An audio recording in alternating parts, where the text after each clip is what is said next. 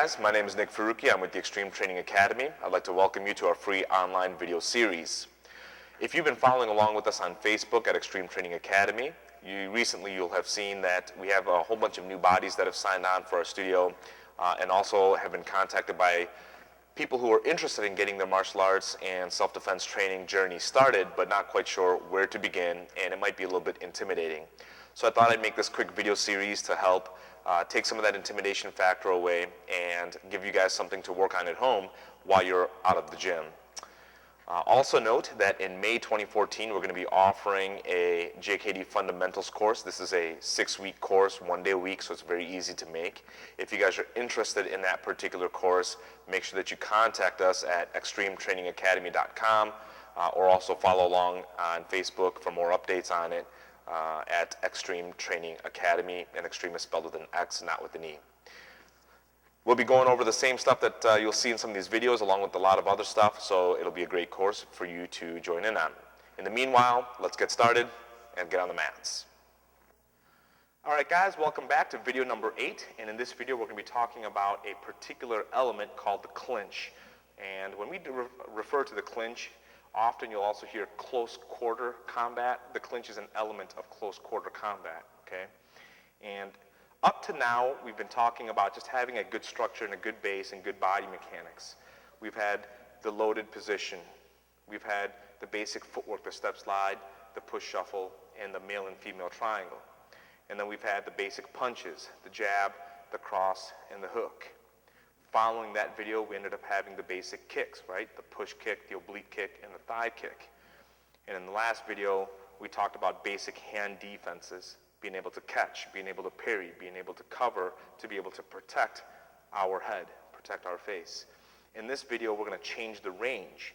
All of those were basically boxing, kickboxing type of a range, meaning I can touch them at the extent of my punch or the extent of my kick, okay?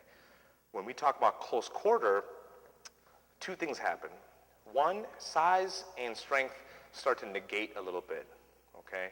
Meaning a small person has just as much of a chance in the clinch or in close quarter combat as they do as a large person. Let me give you an example here. If I have somebody who's 5'5" or so, and I have this reach advantage over them, at distance, they really can't do much of anything to me. My reach is greater than them, although their natural instinct is to stay away, stay away, stay away. But if they want to get offensive, what do they have to do? They have to get close, or else they just can't touch me, all right? And that's what the clinch does. Furthermore, the clinch in close quarter combat allows you to have more offensive tools. If I could borrow Jeffrey for a second here. Stay right there, brother. This is, if we consider this boxing, kickboxing range, I can touch him with my hands. I can touch him with my feet. That's only 4 tools, okay? If I come into close quarter, you see how much closer we are? I can touch him with the hand and the elbow. Hand and the elbow. The foot and the knee. The foot and the knee. That's 8 things I can touch him with, okay? That's actually the definition of Muay Thai is way of the 8 limbs, and those are the 8 limbs. If I get in even closer, up here, I have infinite amounts of tools. I can use my shoulder, my bicep, I can headbutt, I can use my hip to throw. Okay, so the closer in we get, the more offensive we can be and the greater amount of tools we have. So understand that there's advantages in being in close quarter. There's disadvantages too, but this is really kind of a preferred range for myself.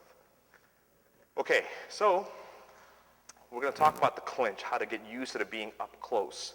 The clinch refers to tying around the neck, okay? So I'm going to bring, come on this side for me. I'm going to bring my right hand forward and I'm going to hook his neck. I'm going to bring the bottom of my forearm up against his collarbone and push the ball of the elbow to the center of his chest, okay? He's going to do the same thing to me.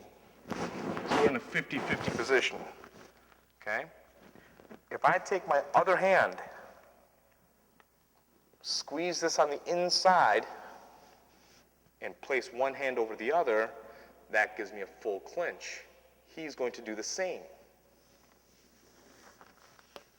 And now we have this exchange in hands.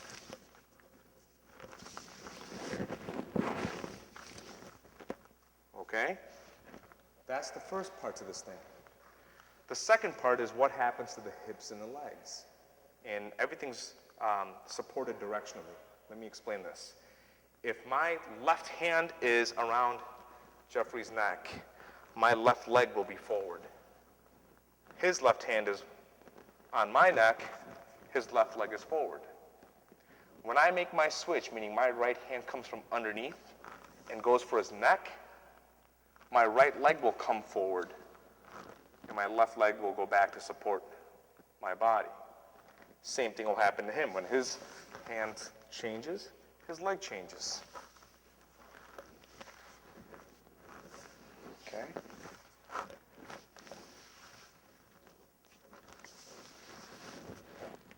You'll hear this in the wrestling and the jiu-jitsu community.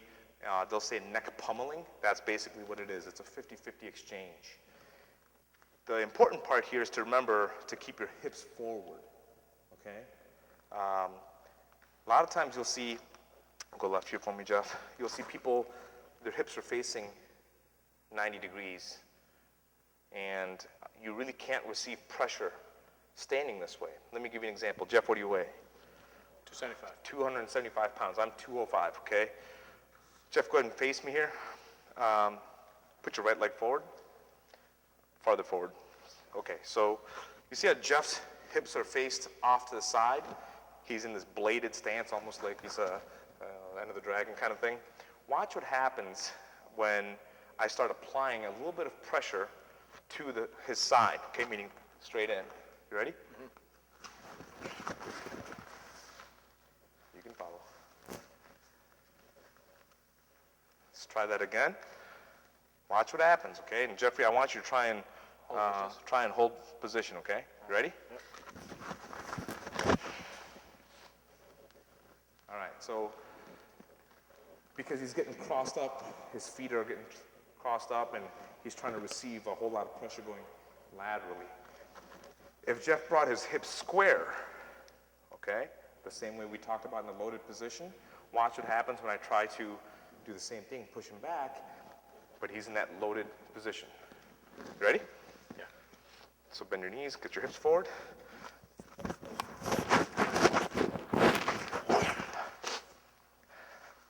I can't move him. I feel the weight of his 275. So we want to make sure that our hips are square so we have forward structure, all right? So you play this game, this neck pummeling, but you make sure that your hips and your feet support you. Okay, so that is the neck pummel. That is the basic clinch. I'll work on some details with you in our JKD fundamentals class. For meanwhile, I want you to grab a partner and just try the basics. I'll see you guys in the next one. All right, guys, hopefully you guys enjoyed that video and got something to work on. If you guys are interested in that JKD fundamentals course, make sure that you contact us through the website at extremetrainingacademy.com or follow us along on Facebook at Extreme Training Academy. In the meanwhile, stay safe, and I'll see you soon.